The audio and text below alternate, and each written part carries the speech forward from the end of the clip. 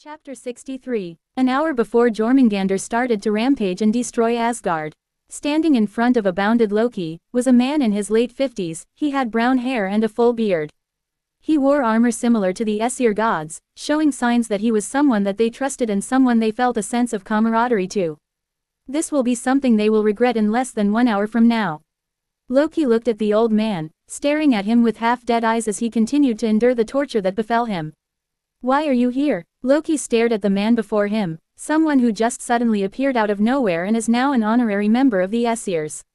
He was there when Loki was captured as well, he joined in restraining him though only slightly. The old man looked towards the snake right above Loki, before taking out his sword and killing it. Loki looked in shock at what the old man did. Why would he do something like that? He would surely be killed if someone saw what he had just done. Yet he did, to prove something to Loki. His rough voice echoed through the cave. "I came here to ask you a question, Loki." "And what is this question?" Loki, still suspicious of the old man, inquired. "Is this question worth putting your life in danger?" "Soon, Ragnarok will occur." His words resounded in Loki's head before it could fully process his words. "If it starts and you are not there, the chances of them succeeding lowers." He explains he means that Loki's children who will bring the end of everything will most likely lose without his support. He knew this of course, but why would an outsider know of this? "And, you still have not asked your question. Do you want to be free from those chains?" "Ha!" Loki could not hold his voice, then he began to laugh loudly. "What you're saying is, you'll set me free?" Loki with a joking tone asked the old man, though the way he worded it was in jest, his eyes were serious, taking in everything about the old man. "Of course, I want Ragnarok to succeed." The old man answered matter-of-factly. He sheathed his sword and folded his arms in front of his chest. "Tell me, Loki, what do you desire?" "I want to kill them all." "I couldn't hear you." "It seems that's the extent of your hatred for them." The old man turned and slowly walked out of the cave. "Wait!" Loki shouted in distress. He felt that the old man was serious in leaving from the way he walked. This is his only opportunity to escape from the chains that bind him. "I want to kill those Aesirs." The old man stopped walking and turned to Loki. He unsheathed his sword. "So you want to escape?" "Yes." "You want to kill them all?" "Yes, I want to kill them all." "Do you want revenge, Loki? Or will you stay there chained up till the end?" "Yes, yes, 1,000, 1,000,000 times yes. Get me out of here." The old man, who this whole time had a stoic expression, plastered his face with a smile. "Ha ha ha, but of course." He laughed as he slashed through the chains that held Loki. "Go, your children await." Loki left and the old man remained in the cave. Then someone entered the cave, a woman who carried a bowl with no content inside. "Who are you?" She stopped in her tracks after seeing the old man, then she saw the broken chains that her husband was once bound to. "You don't need to know," the old man spoke as he slashed her in the throat.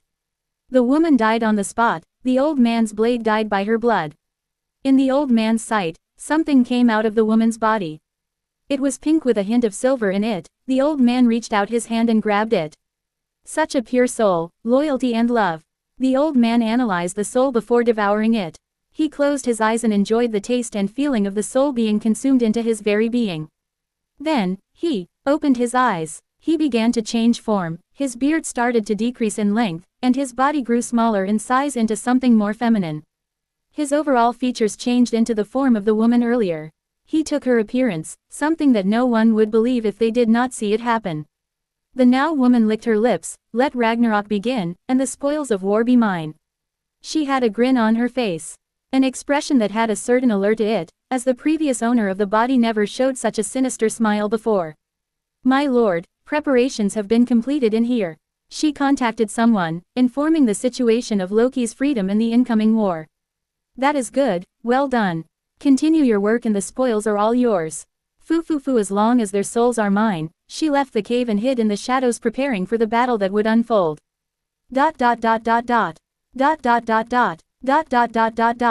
Agni and Runa rushed in to support the Norse in Jormungandr's rampage. Once they arrived, they saw Thor resisting the onslaught of the world serpent.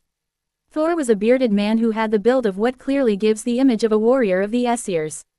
He had his hammer on his hand, invoking his ability as the god of thunder. "Thor-san." Agni rushed beside him. "We've come to help." Thor looked to his side to see the red-haired Jin, bringing him to a sense of relief as the battle has given them some chance of winning. This wasn't what Ragnarok was supposed to be. that was what everyone who lived in Asgard believed in their heart. Something was wrong, something that was not supposed to be here. Agni, Jormungandr is much stronger than I last recalled, I can't see myself defeating him, Thor admitted as he readied himself for another one of Jormungandr's attacks. Something wrong is happening. We know, Agni answered as he brandished his axe on his shoulder. His gaze was directed at Jormungandr the entire time, similar to Thor. Runa has come and helped the others, we'll buy some time until she and I take this one down. Agni's words brought joy to Thor, as not only is Agni of the sun here, but Runa of the moon as well. He couldn't ask for anything more than this.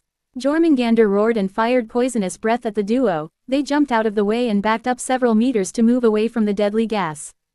The poisonous breath spread across the land, and the people nearby, whether it be enemies or friends, died on contact. Thor raised Mjolnir in the sky, and the rumbling of thunder could be heard. Then, a lightning strike at Jormungandr's head appeared. The snake barely took notice of the attack, showing its durability and its newfound immunity to lightning. Since when did it grow immune to lightning? Agni, who used Thor's attack as a distraction, flew to the sky and dropped down to the center of Jormungandr's body. Continental eruption.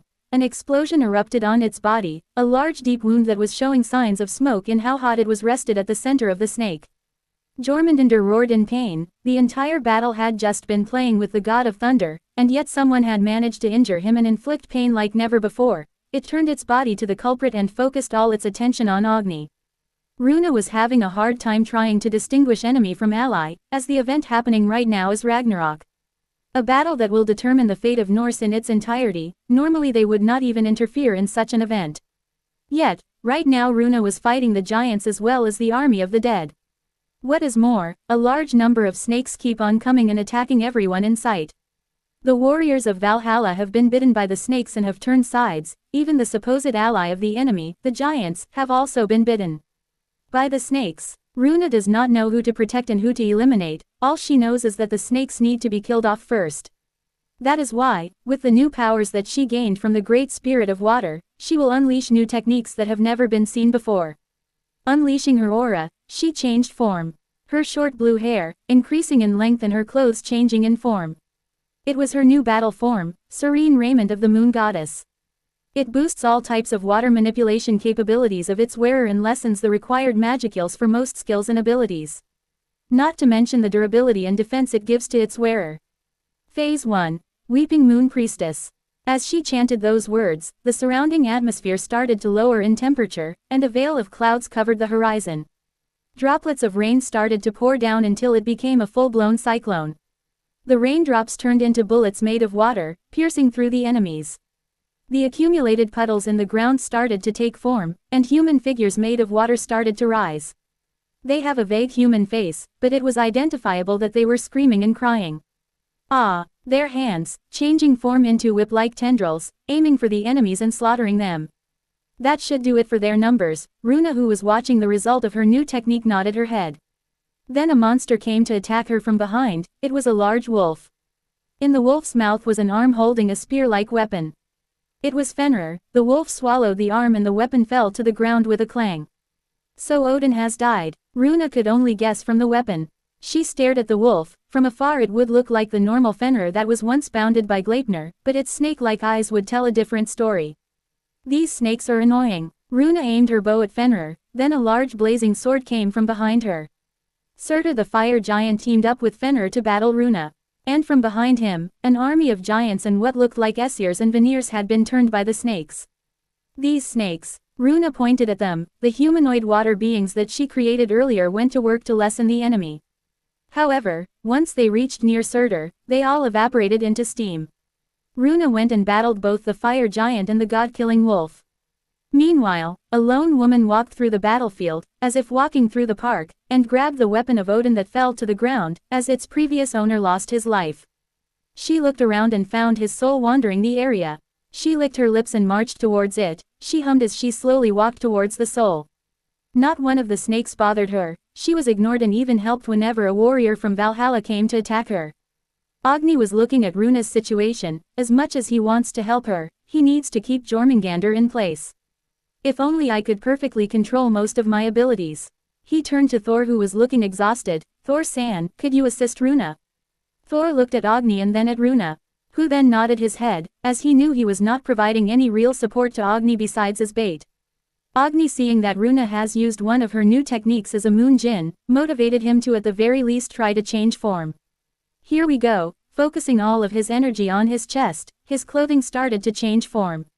His short hair, increasing in length, and his build getting bigger with his height more than half larger than his original. The sun god's raging garments.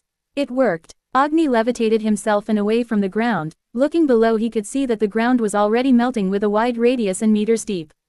Ha ha ha, this has just become much easier. Gripping his axe with both arms, he rushed towards Jormungandr. Agni asked me to assist. Thor rushed in and he fired a lightning strike at Fenrir. The wolf was shocked and wavered for a moment. It started to retreat behind Surtur, who was blocking the arrows of Runa. Thanks, my attacks are mostly for groups, so they rely more on quantity than quality. Runa fired multiple large arrows meters in length from her bow. Just give me time, I can kill them with one blow. Surtur, with his other hand that did not hold the sword, outstretched his arm and fired a wave of fire. Runa, seeing this, fired her arrow, and the impact froze the flames in place, like a sculpture of fire falling to the ground, shattering. Several of the other giants and turned Aesirs are continuing their attack on her. Knowing that the others are just a simple matter for her, Thor focuses on the one he can at the very least contain for a few minutes. Got it, Thor went to face Fenrir. Dog, you may be stronger than me now, but buying time is easy with my strength. Thor raised his hammer, and Fenrir ran in a zigzag pattern to confuse Thor before launching itself towards him. Thor, seeing the claws of Fenrir, swung his hammer sideways. The attack managed to hit Fenrir in the head and sent it flying. However, he wasn't left uninjured, as his arms have large claw marks on them. Well, it looks like I need to interfere. A man with short spiky hair was standing beside Fenrir as he caressed its fur. A lightning user, is it? Just perfect for me, he grinned as he walked towards Thor. Don't underestimate me, newcomer. Thor aimed his hammer towards the man and lightning came out. The large voltage of electricity directed at the man was halted. Guess I never introduced myself. Orochi of Lightning Tilda, he said as he absorbed the lightning by having his palm in front of him. Not bad, that had some power in it. A thunder sound was heard, and then Orochi disappeared from where he was standing on. Thor looked around, side, behind, even above, he was gone. Then someone crashed into him, pushing him down to the ground. He tried to see who, but no one was there. Didn't see me, did ya? Orochi appeared in front of Thor, a type of yellowish trail of aura slowly returning to his body. Lightning isn't just about powerful strikes, ya know. It's about the suddenness and the speed, ya never know where or when it may appear. Orochi's eyes shined yellow, as he started his onslaught on Thor. Let's have some fun. Runa was slowly gaining momentum. Her battle form was mostly to increase her magic skills and accuracy than actual power. Though, for some reason, she can't manage to deal damage to Surtur, as if someone is interfering without her notice. She fired several arrows at the flaming giant. As he blocked a few with his sword, the ones behind just suddenly disappeared. Runa frowned. Someone really is interfering, I'll just have to finish it in one go. She spread her mist, to camouflage what she was about to do. Surtur tried to prevent that from attacking her with his flames, yet no one was there anymore. A large bow was above the sky, reaching space. Runa showed herself, pretending to still be battling Surtur like earlier. Then she moved to her needed place, and as Surtur arrived, crescent bow, lunar tide. A large pillar of water, even less than a fraction of a second, crushed Surtur with the strength and intensity of a large amount of water. The pillar has not stopped crushing the remains as it digs deeper into the ground. Runa nodded to herself satisfied. She turned to see Thor, but she was too late. Orochi has already had Thor bitten, an ally turned into an enemy just like that. Thor and Orochi came to attack her, with Thor as the vanguard and Orochi as support. Agni was about to finish up Jormungandr. The world serpent was missing flesh in more than half its body, and dark burns surround its body, trying to bring down Agni with it at the very least. Leave no trace, flames of departure. Agni swung at the very head of Jormungandr. The head exploded and everything started to be burned to ashes. Well, Runa may have finished it much easier if she was left here, but she is better with groups. Agni nodded to himself. Runa flew, dodging Thor, who was dashing towards her, swinging his hammer to get even just one hit. With Orochi watching from a safe distance, also flying, he points his right finger towards Runa and his left arm pulling like a bow. He shoots at her whenever he sees an opportunity. Agni ran up to Orochi, That's not fun, try me instead. He grins as he swings down his axe powered by his magicals towards Orochi. Orochi saw the attack before it reached him and dodged as quickly as he could. The area and below it where he previously was, burned and a fire pillar rose into the sky. That is hot, too hot, Orochi commented as he nodded to himself. He ran up to Agni and fought him in melee, as he covered himself with lightning. As the two battles go on above, the woman from earlier watched as Fenrir leaves the battle and goes to her side. That's a good boy Tilda, she smirks as she holds on to Fenrir. Now be a good boy and give me an opening for him, okay Tilda? She pointed towards Agni. Fenrir ran up to Agni with as much speed as he could, there wasn't even a blur to see it run to the sky. The woman equipped a spear on her hand, raising it above her shoulder. As Agni battled with Orochi, he sensed Fenrir coming from behind, he waited for the right moment before turning. Then with his axe, sliced through the wolf as it had no time to react. As Agni managed to cut up Fenrir, Thor who was fighting Runa found the opportunity to attack Agni. Agni seeing this readied his axe once again, yet Thor did not dodge the attack of Agni. A large hole in Thor's stomach was made, yet he continued towards Agni and held him with both hands and legs. Runa who was confused by the suddenness of Thor's shift of attention, noticed the woman below throwing her spear. Agni dodged. The woman whispered, Gungar. The spear flew straight, and with Agni's speed managed to avoid a fatal injury and only an injured shoulder. Runa fired at Thor in the head, and the thunder god finally died. The woman clicked her tongue, she had the spear returned to her. I'm retreating, she said as a portal opened in front of her. Then, a sword glimmers and slashes the portal. A hooded figure, covered in all black except the arm holding the golden blade. Their figure is unknown covered by the large cloak atop their body. The Excalibur. I wondered where it went back then, the woman laughed as she pointed the spear to the new enemy. She started to change forms once again, this time to someone of male gender, her hair returning to being short and forming more of a man. You must be able to jump universes as well. Quote exclamation mark exclamation mark exclamation mark quote.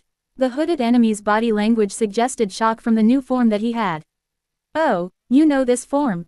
Have we met? The man laughed as he pointed to himself. Well, for now, let's call me Mordred, for convenience's sake.